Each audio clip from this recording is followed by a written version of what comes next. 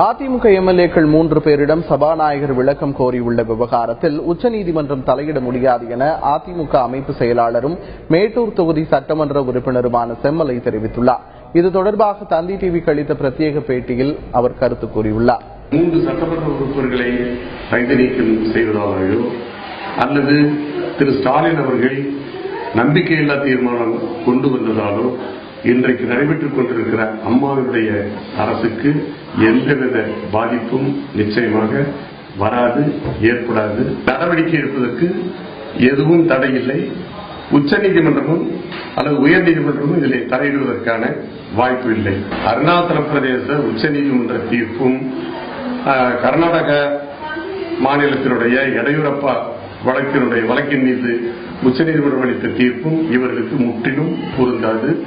அதை காட்டி இவர்கள் இந்த நடவடிக்கையிலிருந்து தப்பித்துக் கொள்ள முடியவே முடியாது.